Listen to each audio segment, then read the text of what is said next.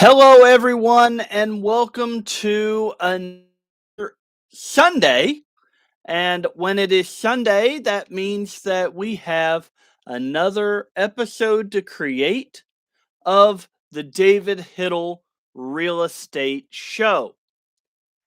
And as always, we start this at 2 o'clock. Now, for those who haven't changed their clocks back yet, it's 3 o'clock for you guys, but technically it really is 2 o'clock right now. So it is 2 o'clock, which means it is time for another episode of the David Hittle Real Estate Show. The David Hittle Real Estate Show is brought to you by United Real Estate Louisville. They are my brokerage, and they are the reason I am allowed to be a real estate agent, which makes me happy. If you are in the market for a real estate agent or a realtor, you can visit my website. That is shopkentuckyhomes.com. On that website, you can explore homes that are on the market today. You can get a computer generated home valuation, and there's more, but you can also contact me via my website as well. So, on today's show, we are going to talk about what the experts are projecting for mortgage interest rates going into 2022. And we're also going to talk about what renters missed out on this past year. And trust me, that number is enormous. But first, we're going to talk about what the experts are projecting for mortgage interest rates. So, if you have been following the news, if you have been listening to my shows, if you've been reading my blogs, if you just know me, you probably have heard me say that mortgage interest rates are on the rise, and they are. The lowest interest rate ever in recorded history since they started recording it back in 1971 occurred January of 2021. January of this year, mortgage interest rates hit an all-time low of 2.65%. That's the lowest they've ever been that we know of since recording started in 1971. Since that time, they have increased and decreased and increased and decreased.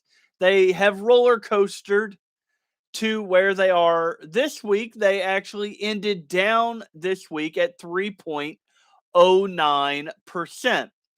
Still an incredibly low interest rate if you look back at the historical trends where we saw interest rates as high as 12%, as high as 6% in recent years. The fact that we are at 3% is an amazing interest rate, and it is still low.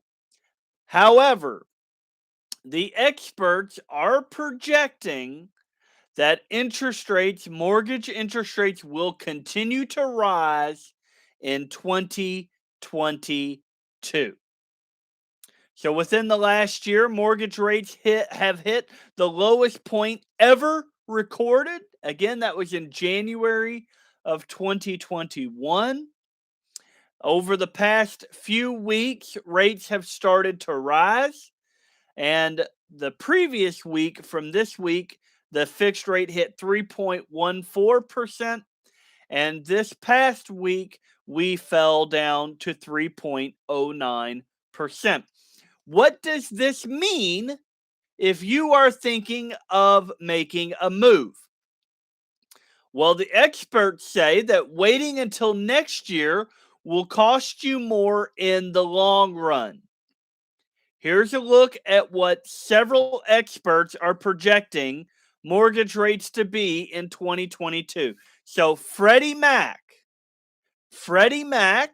says that the average 30-year fixed rate mortgage is expected to be 3% in 2021, that's this year, and 3.5% in 2022. Doug Duncan, the senior VP and chief economist at Fannie Mae, says that right now we forecast mortgage rates to average 3.3% in 2022, which is slightly higher than 2020 and 2021. But historical standards remain, or by historical standards, remains extremely low and supportive of mortgage demand and affordability. First American, they say that their consensus forecasts predict that mortgage rates will hit 3.2% by the end of this year and 3.7% by the end of 2022. So what this means that is that if rates rise even a half percentage over the next year, it will impact what you pay each month over the lifetime of your loan. And of course, that can really add up. So the reality is as prices and mortgage rates rise, it will cost more to purchase a home. And here is what that means for you. So Freddie Mac predicts 3.2% for the fourth quarter of 2021. Fannie Mae has it at 3.1. The Mortgage Bankers Association 3.1, and the National Association of Realtors estimates 3.1 for an average of 3.13%. So just a tenth of a percentage point lower than we had the previous last week. For 2022 quarter one, all four are projecting 3.3%. Quarter two of 2022, 3.43%. And quarter three of 2022, 3.58%. And what that means is thousands of dollars in interest that you would pay, or that you wouldn't have to pay, I should say, otherwise, if you were in the market today. So, looking at it here, I'm going to bring it up in my amortization schedule on a $300,000 house, because that's what the national average is going for now, at 3.09%. 3.09% over 30 years, you will pay around $160,000 in interest on your $300,000 loan. However, if we up that to the 3.13, it adds about $2,400 over the lifetime of your loan. So it puts at 3.13, your same $300,000 loan will have $162,940.10 in interest over the lifetime of that loan. Moving it to 3.3, you're looking at $172,990.54 in total interest. Going to 3.43, you're up to $180,000 in total interest on a $300,000 loan over the 30 years. And quarter three of 2022, looking at 3.58, you're looking at just under $190,000 for your interest. So going back in time to when we had a 2.65%, 2.65 at the very beginning of January of this year, at 2.65 on the $300,000 loan, your total interest would be $135,201.03.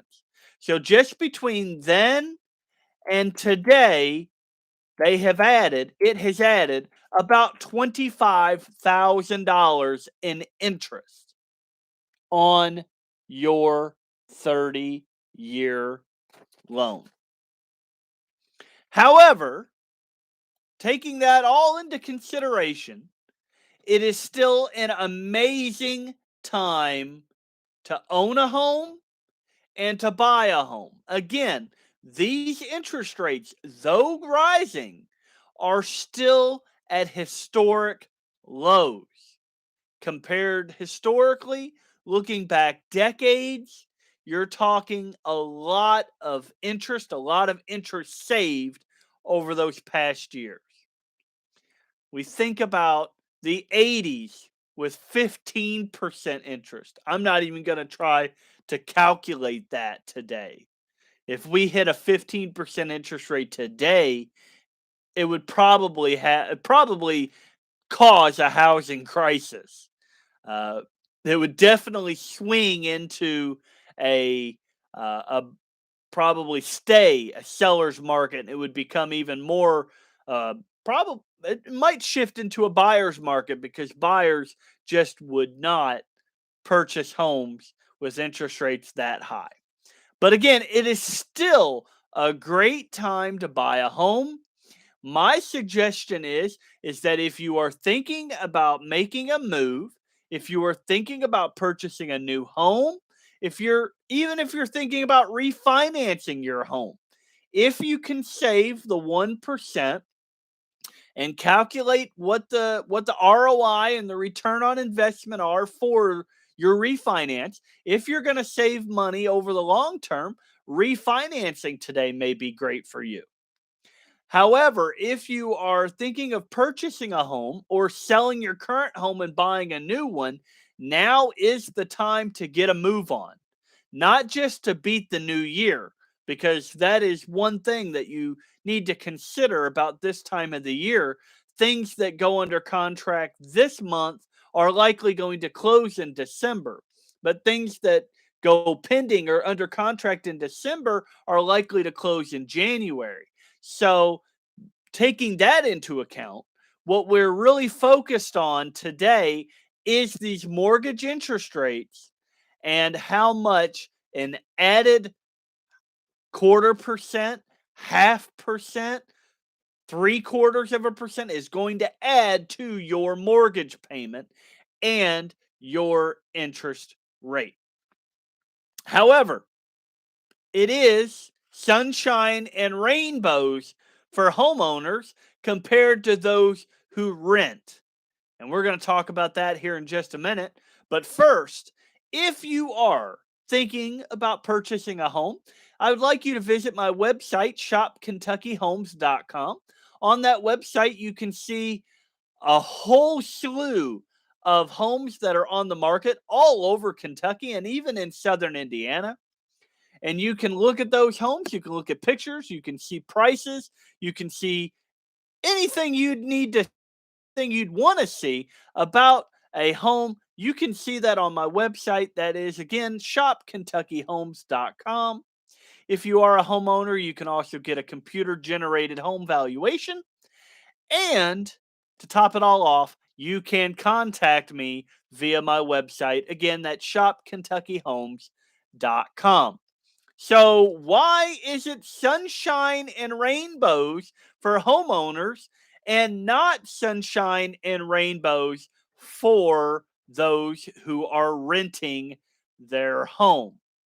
Well, the first problem with renting your home is that the rent goes up a lot. Sometimes monthly if you're on a month to month rent, but usually every year your rent is going to go up. Why? Because that's what rent does. Since just January, a short 10 months ago, since January, the national median rent, so all over the country, the median rent has increased by a staggering 16.4%. 16.4%. That's crazy. Wow.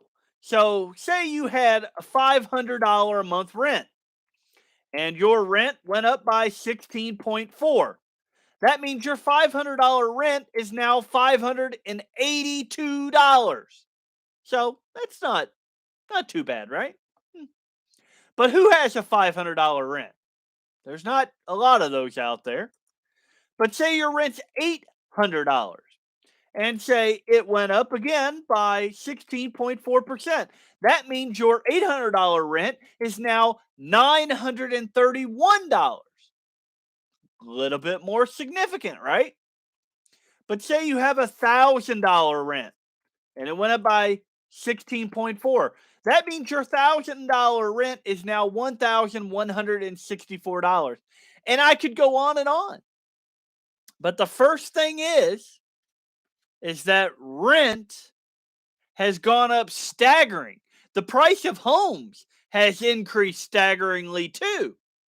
But rent apparently is trying to keep up with the increasing home prices as well.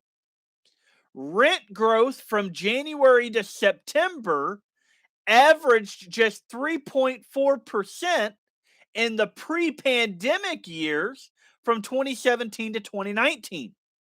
So what that means is that a lot of the rent increases may have been caused by the pandemic and the pandemic's effect on the economy. However, that cannot be the entire story because we know home prices are also going up, and we can also somewhat blame that on the pandemic, but we also blame that on supply and demand. And rents are also affected by supply and demand as well. So that may be the problem today, is that the supply and demand curve is way off. And that will affect everything, rents and prices included. Looking back, we can see that rising rents is nothing new. The median rental price has increased consistently over the past 33 years. Over the past 33 years. And I'll even show you the graph. Look at that. Look, that's the graph. Here, I'll show it to the YouTube people. That was 1988, and that's today. Look at this. You had 1988 when rent was like you might have gotten a home for $100 or a rent for $100 a month, and today. So rents have risen consistently over the past 33 years. However, if you were thinking of renting for another year, you might want to consider that rents will likely be even higher next year. But that alone doesn't paint the whole picture of the true cost of renting. Because the true cost of renting is actually more than those rents. Those rents are a drop in the bucket compared to what renters are losing. The true cost of what renters are losing. A homeowner's monthly mortgage payment, unlike rent, pays for their shelter, but it also acts as an investment. Your home is one of the largest investments that you will undertake. It's usually bigger than your 401k, usually bigger than your retirement, usually bigger than your car collection. Your investment, your home is your largest investment, right? So when you pay your mortgage, you're also putting money down on your investment. That investment grows in the form of equity. Equity as a homeowner makes their mortgage payment each month pay down what they owe on their home loan. Their equity gets an additional boost from home price appreciation. So when you own your home and you're still paying on your mortgage and your home prices rise, your equity is rising too. And home price appreciation is near record levels this year. So what is the problem with rent? Well, here's the problem with rent. When you rent, you're paying someone else's mortgage. You're increasing someone else's equity in their property. Somebody owns that apartment complex, that home, that condo that you are renting.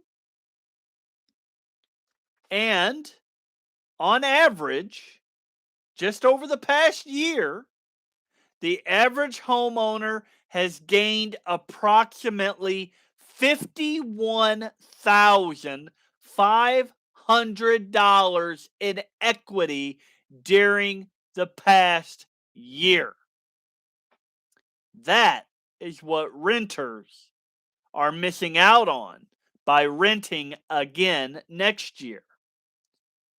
Let me repeat that once again. This is the more than a drop in the bucket. This is the flood that renters are missing. Your rent going up 16.4% is a drop in the bucket compared to the equity that you have lost by not owning your home. The average homeowner gained approximately $51,500 in equity during the past year.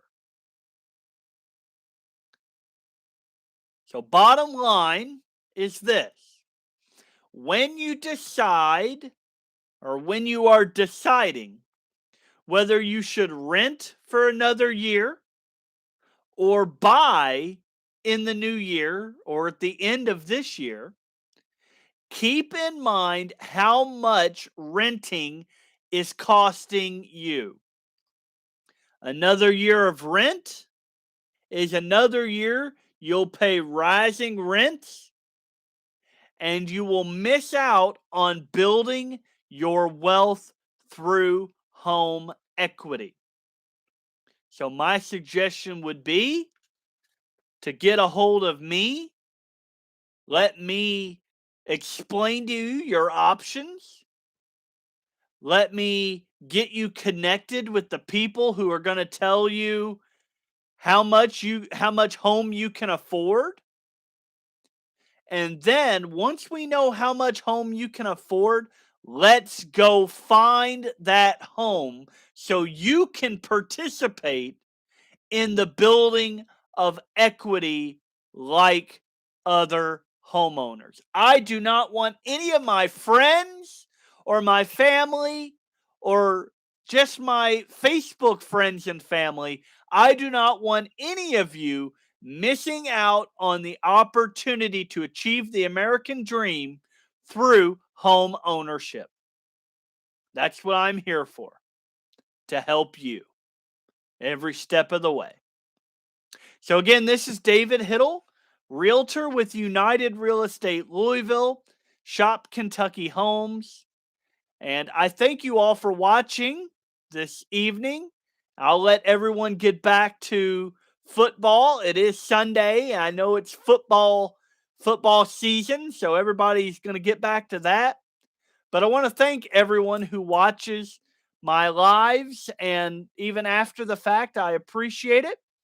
And if you'd like to get a hold of me, you can do so here on Facebook. You can do so here on YouTube, or you can give me a call. My phone number is 502-489-1135, and I would be happy to explain all the steps involved in the purchase of your new home or the selling of your current home and the purchase of your next home. Or if you just want me to connect you with somebody who can help you refinance your mortgage, I'm here to help with that too. So until next week, remember today was daylight savings time, so everybody take your clocks back an hour. Until next week, I thank you all for watching. I hope that you have learned uh, the differences between renting and owning.